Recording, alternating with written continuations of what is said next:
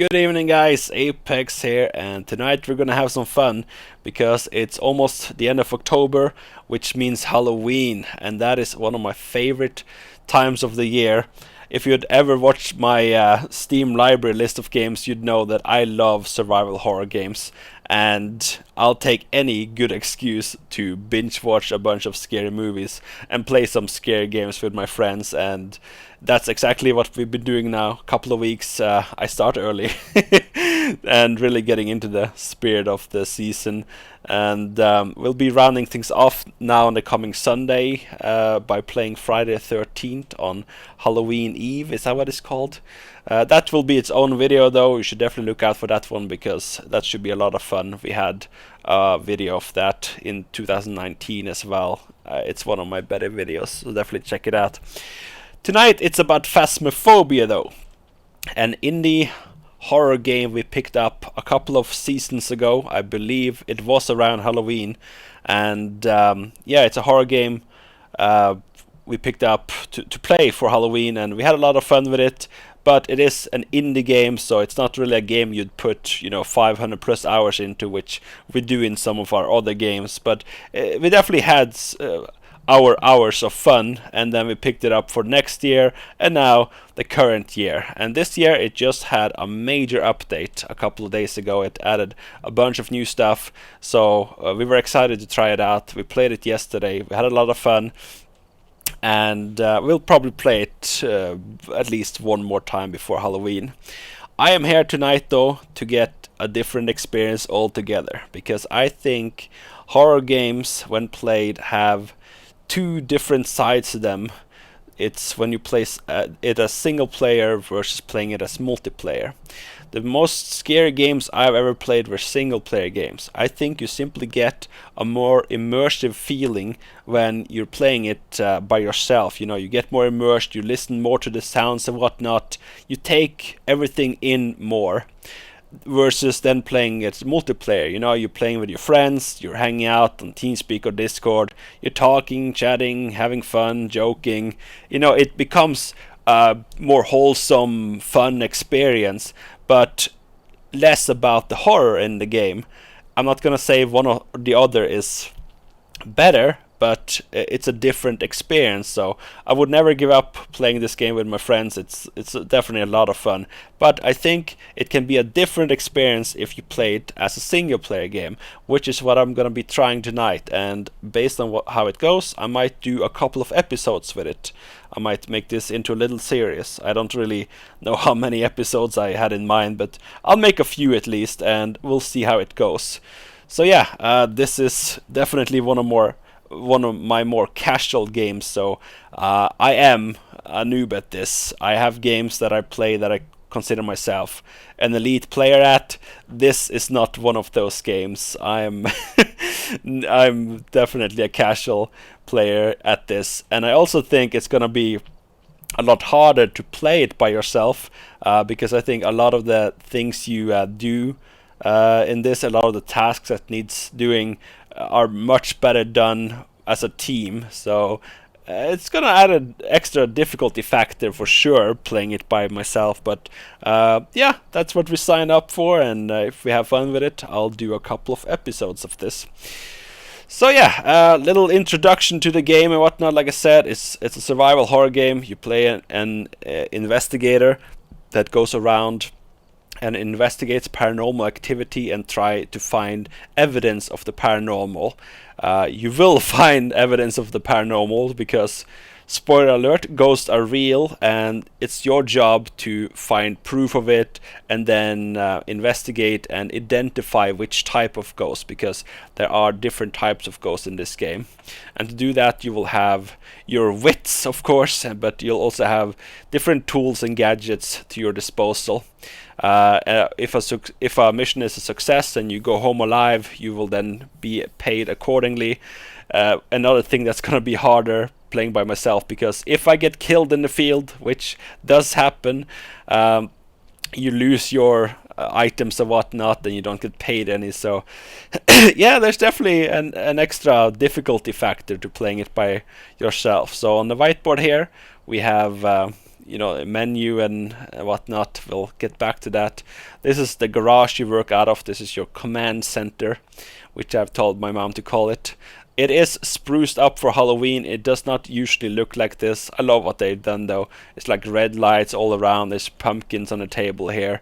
It's very cool, and you can grab a UV flashlight, which you can not normally do, and you'll see that they've left little decor and Easter eggs around here. They've definitely gone all in this year. This year's update was massive. They added more ghosts, weather effects, another difficulty, another map, and of course these little Halloween trinkets. You have some arrows here on the ground you can follow to the closet over here. I'm not gonna spoiler it, so check it out if you want to. Got a little bit of basketball hoop here. You can throw some ball. Kobe! And over here you have the truck, which is your mobile operation center. This is a truck you'll be going out with to do the missions and whatnot. And then the rest is just kind of decor.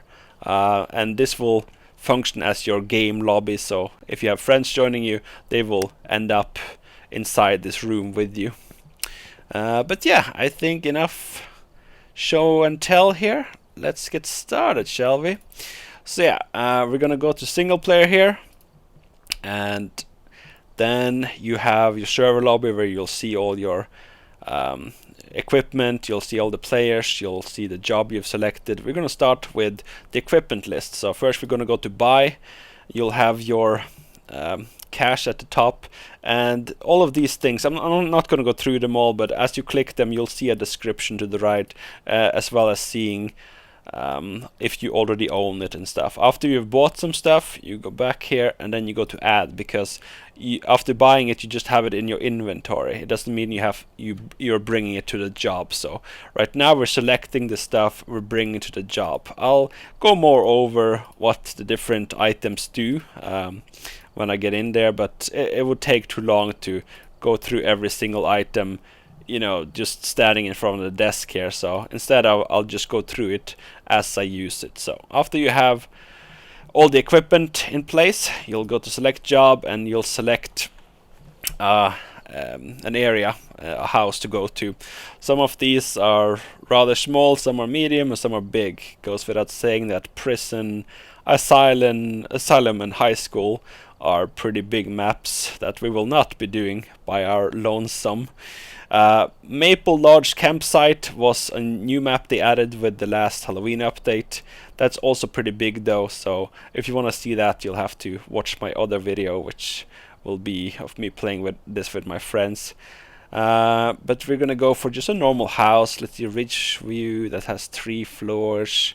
Tanglewood, okay, this one has 2 floors. Let's start with that. So after selecting the house you can select a difficulty, which there are 4 of now. They added nightmare difficulty. We shall not go for that. I'm definitely an amateur at this game, but I'm also cocky, so let's at least go for an intermediate, shall we? You can read yourself what that entails, but we'll get back to some of this stuff. And yeah, once all the equipment is there, once you've selected a job, everyone's ready up, and you can start the game. So I'm just gonna go get something to drink real fast, and then I'll be right back, and we'll get into our first solo session and let the adventure begin. Alright, be right back. Alright. Here we are inside the mobile operation center, or the truck you saw parked outside the garage we were just in. And this is where our journey starts. And because this is the first episode of hopefully a little bit of a series, I will do a bit of a tutorial and, you know, how to play this game, to include everyone, not just the people that have played the game and understand everything here. Now keep in mind that this will be from the perspective of a casual player. I'm definitely no pro at this game, so take everything I say with a grain of salt, but I will try to explain what I do know at least. So just bear with me here.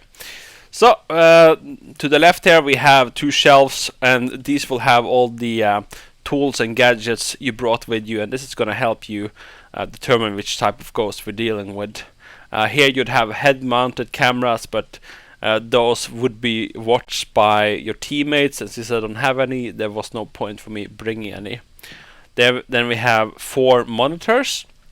One monitor sound sensors you've placed throughout the house, and it will help you determine where the ghost frequents at, I guess. Then you have the total activity inside the house, any kind of paranormal activity really. And then you have the house itself, the layout, the green at, I'm not sure if you see it, but that will be our entrance point. And then if you click this thing, you will see other floors. So this is either a basement or an attic. I think this is a basement though. And it's prevalent to know that you can see the fuse box here, because one of the things the ghost will do is turn on and off lights sometimes, and it can turn off the fuse box, leaving you totally in the dark. So it's important to note where that is at, so you don't have to look for it too much. Then you have team sanity, which is very important. The more time you spend in the dark or in the presence of the paranormal, the more your sanity will go down. And the more your sanity goes down, the more susceptible you are to the ghost starting a hunt. And a hunt is when the ghost starts materializing and coming for you full force. It will lock the doors, it will jam the radio, that's something we use to communicate over long distances with your teammates, which I don't have access to right now, and it will hunt for you for, it can be seconds, it can be minutes, it all depends, it varies, but you're just supposed to hide and pray that you stay alive. And since I'm playing by myself, if I get hunted and killed, it's game over. Then we have the whiteboard, which contains all the objectives. The first objective will always be the same. The 3 other ones will vary based on the session. The discovery tab, of course, we're dealing with. Like I said, that's always there. Have a member of your team escape the ghost during a hunt. We can probably get that done. Find evidence of the paranormal with an EMF reader. That's easy. Cleanse the air and then the ghost using smudge sticks. We didn't bring any, so we can't do that. And you get paid based on how many objectives you complete, if you can make it out alive. And then the following text details the deceased, aka the ghost we're looking for, Kenneth Miller, and it utilizes different tools and gadgets we have with us, so you can communicate with him. You can repeat his name. You can ask him questions like "Where are you?" and that kind of stuff. You know, simple commands. Unfortunately, this only works on Windows 10, and I don't have that. I never made the upgrade because I thought there were too many security flaws in it when it came out. So yeah, unfortunately, I do not have access to that, and that's a definite handicap we have to try to work around, but it is possible to work around it. But yeah, it would have been good to have it. Turning around here now, we have our computer, where you can see all the any kind of surveillance camera or video cameras we've placed. You can also see the mounted head cameras if any teammates were wearing them, and this will help us look for ghost orbs and just surveil the place in general. You can switch between normal view and night vision here, and then on the mouse you can look between cameras. It seems this house comes with a built-in security camera, I guess above the door. You can see our van there in the background. Above that we have a grace period, which is a time that starts ticking down when you open the door to the house. And this is a time where the ghost cannot kill you. So basically we have 2.5 minutes where the ghost can't kill you. So we'll have to try to make the best out of that. The easier difficulties you play on will have a longer grace time period, while the harder difficulties will have shorter or even non-existent ones. I'm actually usually playing on the non-existent ones, but since we had just a big patch added and it added a new difficulty, I think it maybe did add a bit of a timer to even the professional level we did play on. But that is with people, and this game is definitely not designed for one person, because you see you have different monitors, you have the PC here to watch. you're supposed to at least have 2 people playing this game. So playing it by yourself, that's kind of a, that's kind of a big difficulty increase. But we're gonna try to make it work regardless. To the left of me here we have the house key, which has been provided to us. Pretty important to pick that up before we head into the house, so we can get inside. And yeah, that's a tour of the van. And now we are basically ready to choose our layout of gadgets and then head inside the house. First off, we're going to take a look at the journal. If you press J, you have the journal here, and here you can see additional information about the different clues we're looking for. You can see photos we will be taking if we have a photo camera with us, of paranormal activity, or even the ghost itself. Then you have evidence, which has been improved a lot, I gotta say, because before you used to have to find evidence and then put it in and then still have to check which kind of ghost it would fit with, but now it's automatically doing it. So let's say I found fingerprints and I click that, then it automatically filters out all the ghosts it can't be. And another thing it does is that if you double click it, let's say I feel that I should have found fingerprints there, no doubt, I can double click it and then it will remove all the ghosts that would have had fingerprints, because we're then certain it wouldn't have any fingerprints. And lastly, we have the ghost types, and as you can see, all of the ghosts have a description to them. They have their strengths, they have their weaknesses, and they have 3 types of evidence you'll be looking for. If you can locate all 3 evidences, you know for sure which ghost it is. But you can narrow it down the further you get. See, if we go to evidence here, let's say I found fingerprints, let's say I found spirit box. You see how few it's left here, or let's say I found ghost orbs. It's very few left, but when you find the 3rd one, it will lock it down to 1. So if you can find 3 of these, actually I double click that, I guess. If you can find 3 of these, it will be down to 1, and then you simply select that one. And now we could leave. We would actually not have to go inside the house. We could actually just guess that it's this one, and we can leave at any time. But you lose money and such if you leave and you're wrong about it. So we will try to collect as much evidence as we can. So we're gonna unselect this one for sure. And yeah, we'll be looking for these types of ghosts, and they've just added more and more ghosts, so it brings more variety and more fun to the game. So to help you find these, we will be using these tools and gadgets, and not to mention our wits. And you can only carry 3 tools at once. That's another reason why I think this game wasn't made for just one person, because sometimes you want to have 2 items out at once, or you want to be faster using multiple items. But since we can only bring 3, that will definitely add another difficulty level to this, but we'll try to make it work. So the first thing we're gonna grab is a flashlight, pretty standard to bring with you. And then I should mention that a ghost will have a certain room it goes back to a lot. It's like attached to that room. It can fly through or move throughout the house. It will never go outside the house. You're always safe outside the house. But it will move throughout the house, and it can attack and kill you at any place in the house. But it does have one house it kind of belongs to. And finding that room is very important, because after you find it, you can then start placing down different tools and gadgets to help you identify which type of ghost we're dealing with. And there are multiple ways of finding this house. You can just look for activity, it closing doors, turning on the faucet, that kind of stuff.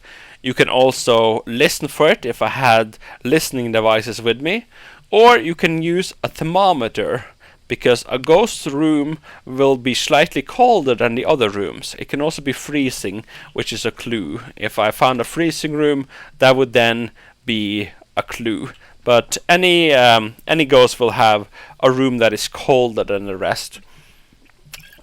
Now this thing is not that easy to use. As you can see, I'm holding it in one place right now, and it's fluctuating a lot between temperatures, so it is a little janky to use, but it gets the job done most of the time, so I like to bring it. And yeah, those things are always two things I bring at once in the start here. The next is kind of up to you. We're gonna go ahead with a dots projector. This thing is a light emitter you place either on the floor or the ground. That's the same thing. Either on the ground or the wall, and it will emit a green light that can make certain ghost types visible when they go past it. You see here in evidence we have dots projector being written on Steam. Let me take a look at that before we go out there. But yeah, that will be my loadout right now, and we're ready to start our adventure after I just tab out and take a look at what this is about. So just give me a second and I will be right back. Sorry about that. We are to get started now, and I gotta say I am both excited to play this by myself and scared to death, because I know whatever scares we had on multiplayer, it's gonna be double or triple in single player, because you just take in all the sounds and the atmosphere so much more when you're playing by yourself. I just know it.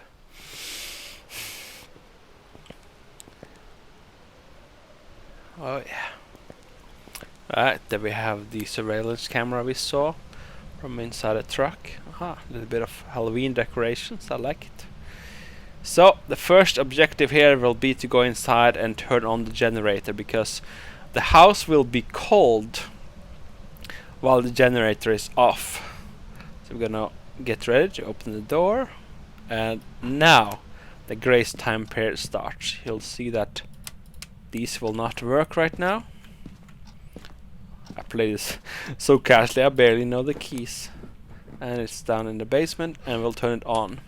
And I will tell you that it doesn't work as logically as you'd hope. You'd think, okay, the house is cold now while it hasn't had power for a while. Okay, I can understand that. So all the rooms will be kind of cold, so it will be kind of hard to find the ghost room. But where it breaks the logic is that even the rooms that are cold right now might become even colder once the temperature starts going up. So if you find a room that's kind of cold right now, and it is actually the ghost room, if you come back in a few minutes, it might be the exact room, and it's cold and even freezing inside there. 2 doors have been touched so far. So it works the other way around, like, yeah, definitely some activity in here. So yeah, I would say this is a decent candidate. But you see what kind of temperatures we're getting now? If we come back in a few minutes, it might be a fair bit colder than this. So it's you can't follow the logic that, you know, okay, the house will become warmer and warmer, and then it will be easier to tell which room the ghost belongs to. Because some of the rooms will become colder during that time, and that makes no sense. That's just a closet you're supposed to hide in. But yeah, we'll... ooh. 558.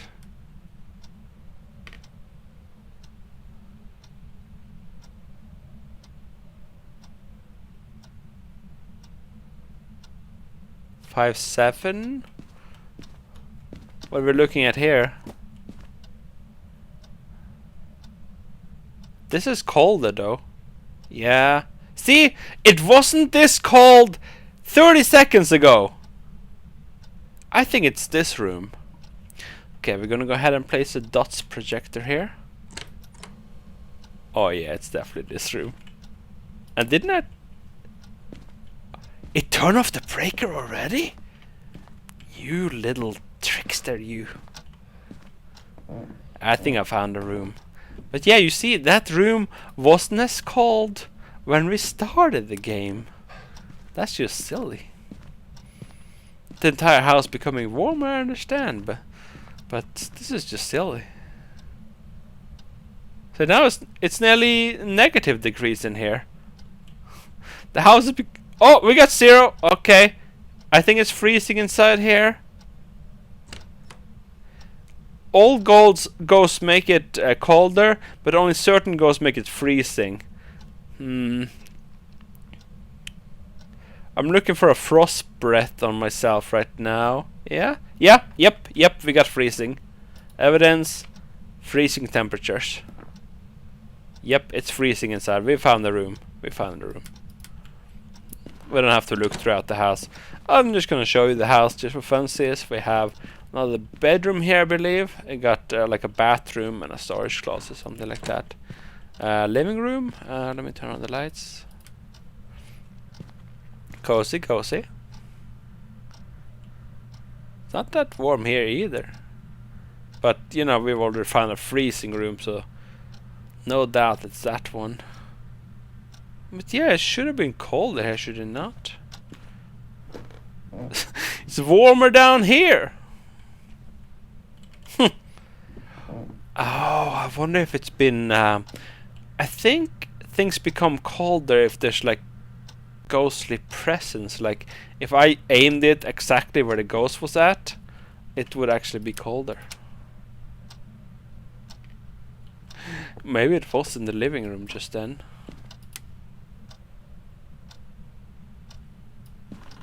The garage here.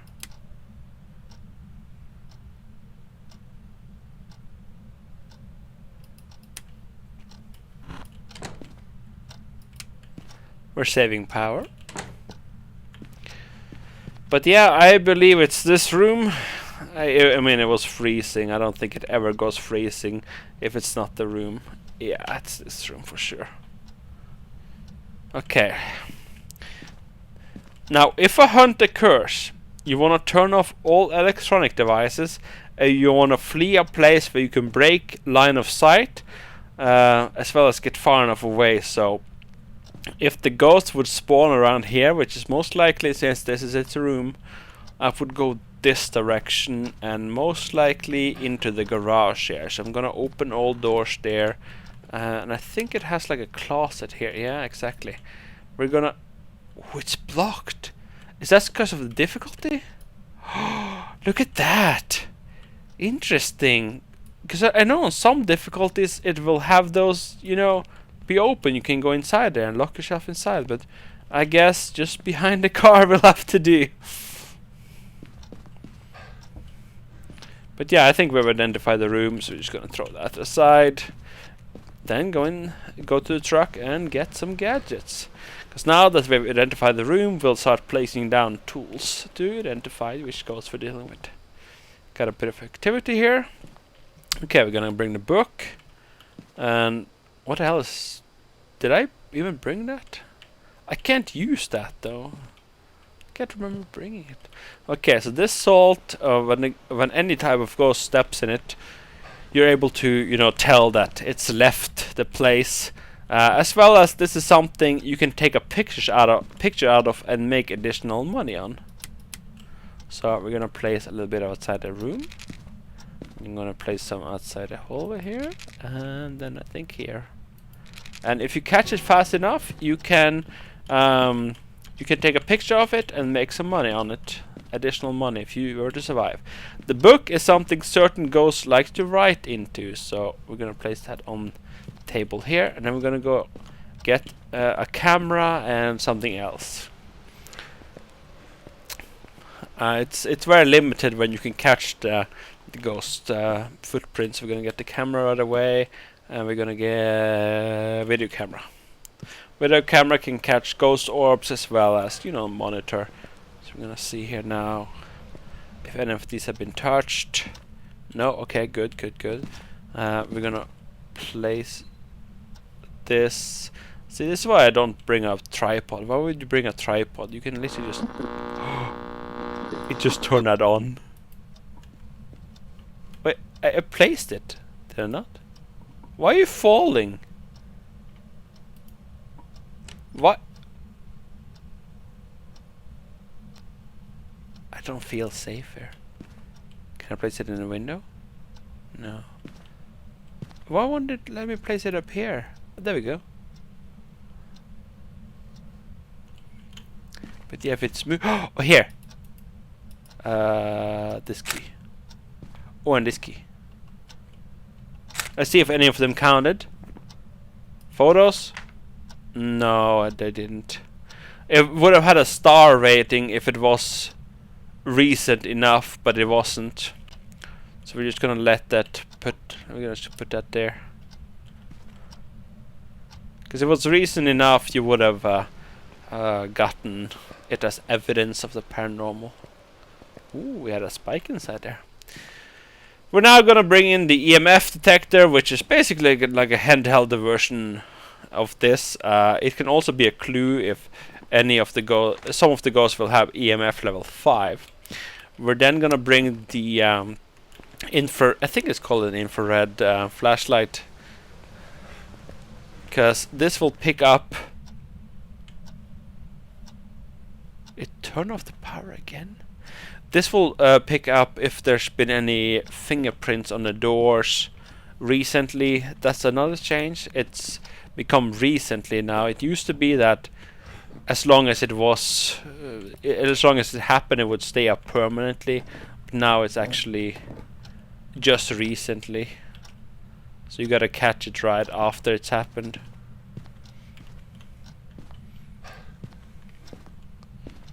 Check the door here.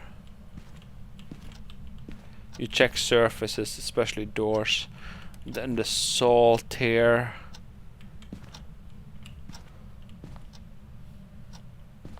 Has it been in here?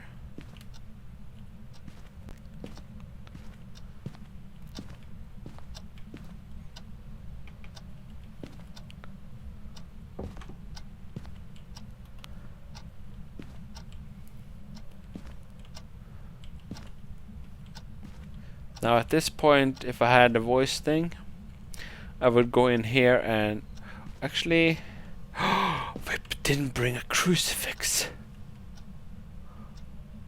A crucifix would be a thing you can bring that can cancel out the ghost materializing and start hunting you.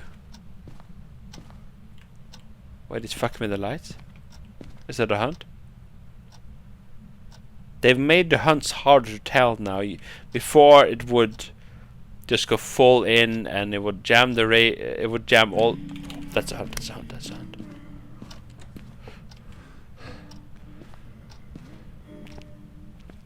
Alright, those were close, those were close. Hide here, hide here, hide here.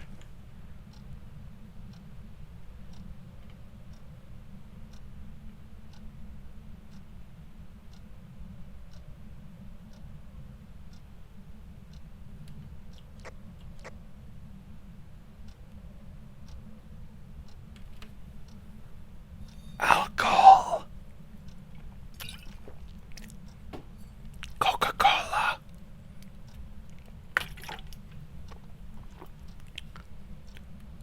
Is it over? They made it a lot more vague with the last update. Before, like we could check it by using the radio, because the radio would be scrambled. But now the radio is only scrambled. Oh, here. Picture. We did a thing. Camera. Oh, I'm not sure if it counted. No, it didn't. You see, it had the footprints just here now. Oh my god!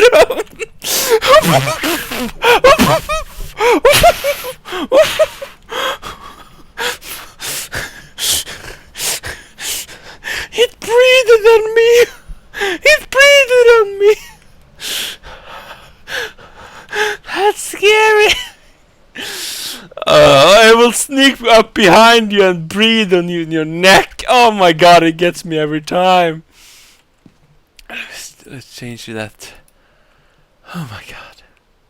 That gets me every time, I swear to God. So yeah, if I didn't mention it yet, you should you gotta turn off your electronic devices because it tracks it, and you gotta stop talking in game because it tracks your voice as well. I'm not sure if that matters if you don't have Windows 10 or not, since voice commands don't matter. But I can still talk over walkie-talkie and such. They've made hunts a lot harder to know for sure that they're happening, because before they would just lock the door, jam the radio, and take off all the lights. Now I think it's only jamming the radio if it's close to you, as well as the lights. So it definitely hunted there, but you saw it kept the radio on for a bit until it got closer, and it also kept the lights on in the garage until it got closer.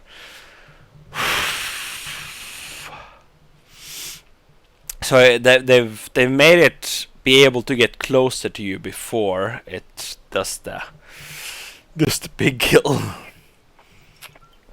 So what I'm looking for now is ghost orbs and the dots projector evidence. The dots projector and the ghost orb.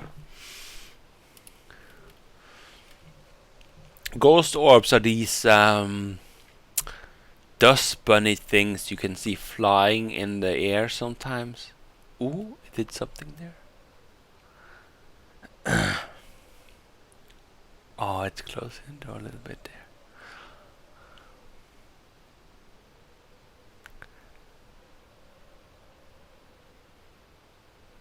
And we're trying to see if we can find that right now. Trying to see if we can either catch it going through the light, or we can see any ghost orbs. What is my sanity like? 50%, okay. Yeah, it's definitely gonna hunt me a fair bit now. I didn't bring any sanity pills, so I can't restore it, so we're just gonna try to make do what we can here.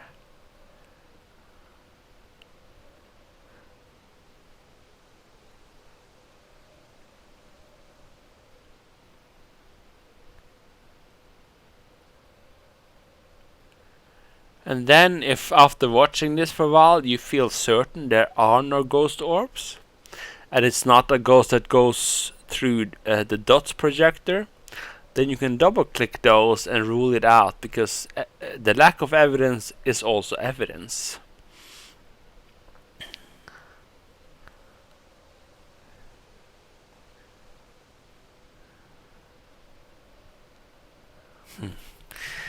I think I want to try with the projector one more time.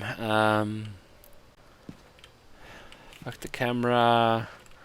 Where did I leave my flashlights? Okay, I have one on me, and the other one will be inside the house.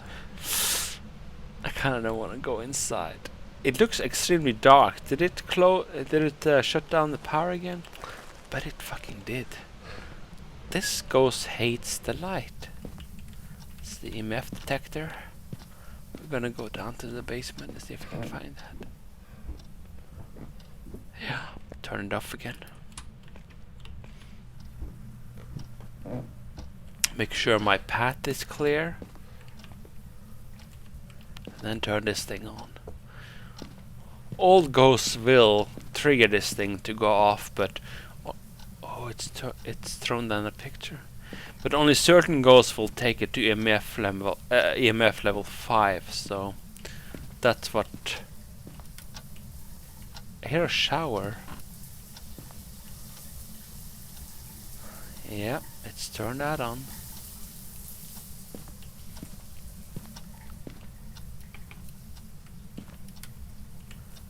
I kinda wanna go in there.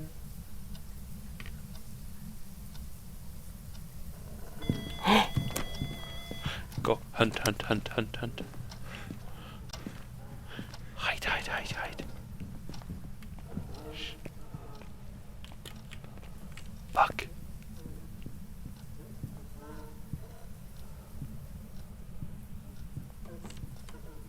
Oh shit.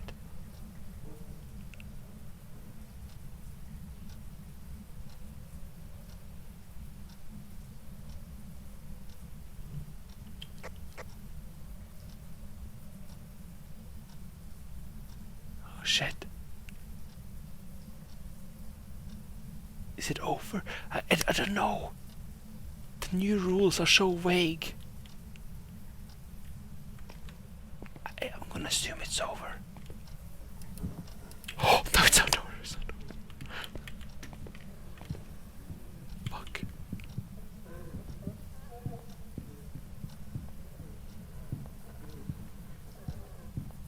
Fuck, fuck, fuck, fuck.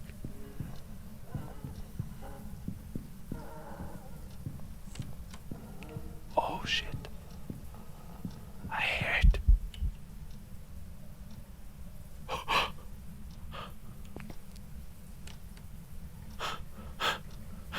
Is it over this time? I think I heard the front door open. I think. You heard a heart throbbing there? That's when it's super close to you. Let me see. Something again, motherfucker. Motherfucker. 3 times in a row. Oh my god.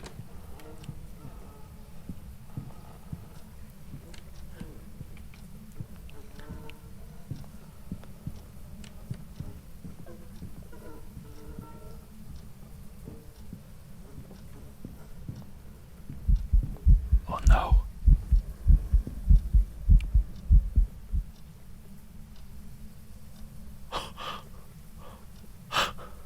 I can't get out of the house. I can't get out. My sanity has to be so low that it just keeps hunting every time I... Oh my god, again.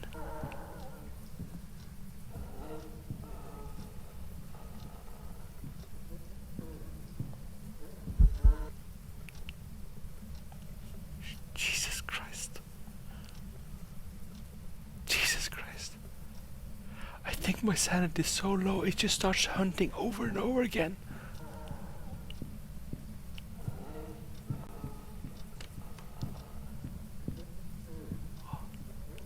Jesus.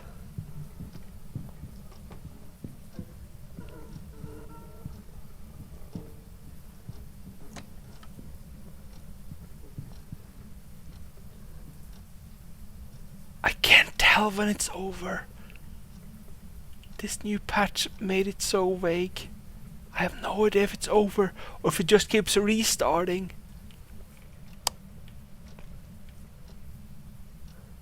I'm gonna try for the basement. No matter what. I didn't turn on the lights on. They are. Oh, it's just turn off the lights in the entire house every time. I'm in a real pickle here. My sanity level gotta be so low that it just turns into a hunt every time.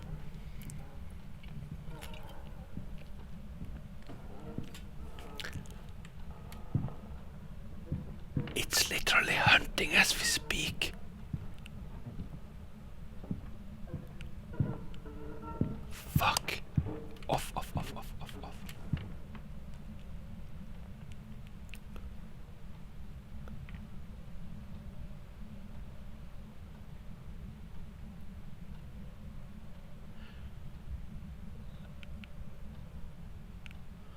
I can't tell if this is just one long hunt and it keeps going out of range. My radio works, and in the last patch that would have meant it's done hunting, but in this patch it just means it's far enough away that it doesn't affect it. Either it's just been like a long ass hunt, or it started hunting like 5 times in a row, and my sanity is just going lower and lower. I have to make it outside the house. I can't stay here.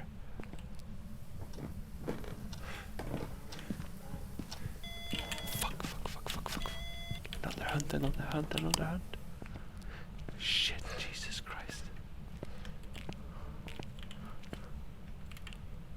I can't make it out.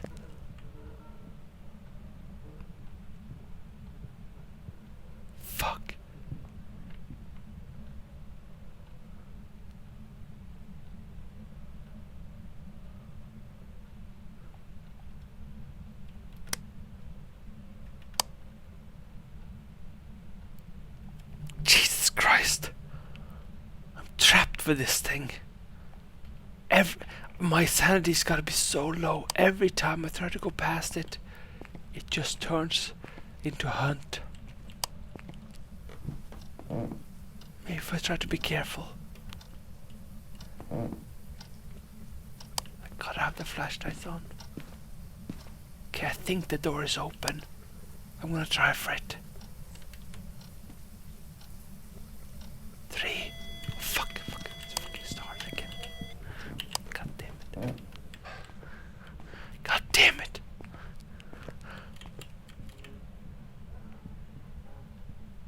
Fuck.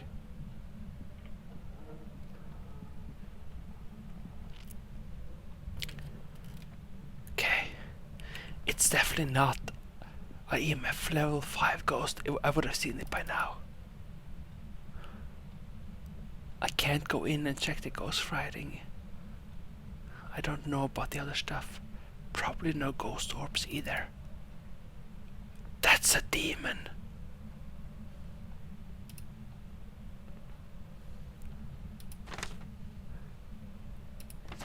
A demon is one of the worst ghosts you can encounter. Thank you, game. It has been known to attack without a reason.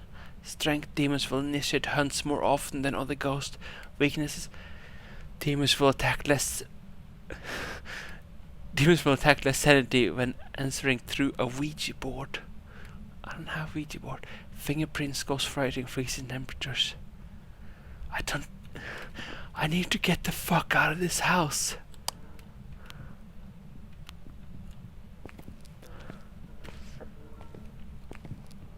It just starts a... Oh, fuck.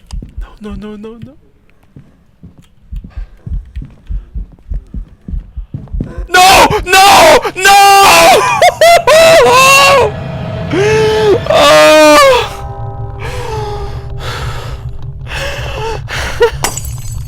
Oh no, it got me. Oh, let's see if I was right though. I mean, I won't get any money for it because I didn't make it outside alive, but... Twins!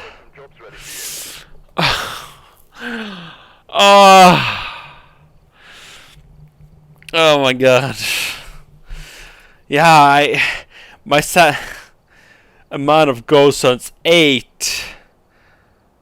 Amount of ghost interactions 55. That's a high amount. Right, so yeah, that's how the first episode ended, guys. I'm sorry, it can't always end in a success, but yeah, that's the game. Sometimes I got trapped down in the garage and then in the basement, and I'm guessing my sanity was just too low. Every time I tried to make it past that bedroom door, it just initiated a hunt and it just fucked me. I had to go into hiding, and finally it did get me. So yeah, that's just how it goes sometimes. Hope you enjoyed the video. I will try to make a new episode well, when I have the time and whatnot. So yeah, thank you again for watching, guys. Take care. Have a good Halloween.